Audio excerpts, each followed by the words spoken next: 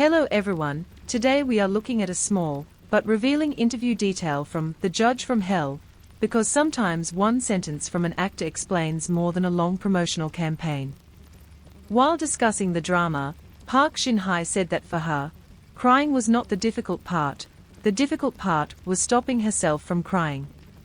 That detail matters, because it cuts directly into the central transformation of her performance, as Kang-bit-na, a demon-linked judge, who could not be played with the open emotional vulnerability that audiences had long associated with Park Shin-hye. For years, one of Park Shin-hye's strengths was her ability to make emotional pain accessible.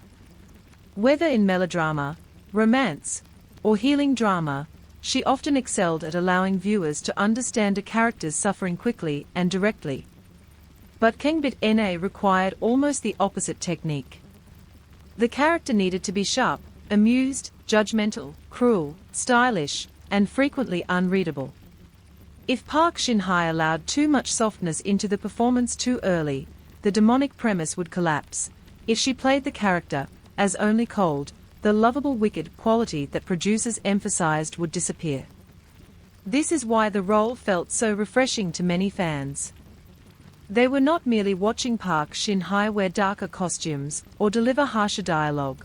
They were watching her fight against her own established emotional grammar.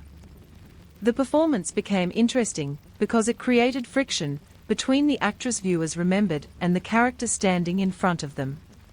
That friction is extremely useful in star casting. The audience brings expectations into the room, and the actor wins by violating them in a controlled way.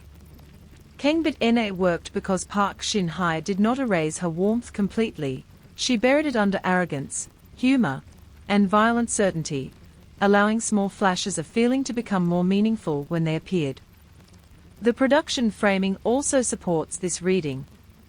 Media coverage repeatedly emphasized that this was a departure from her typical sweet image, and one of her first strongly villainous, or anti-heroic turns, meaning the drama was selling transformation as part of the viewing experience.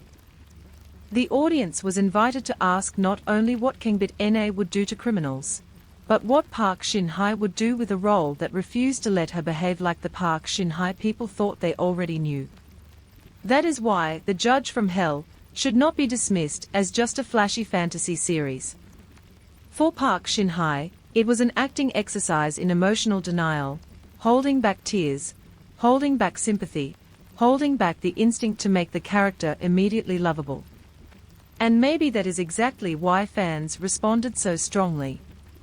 They did not just see a demon judge. They saw an actress deliberately breaking one of her own most familiar tools, then building a new screen identity from the restraint.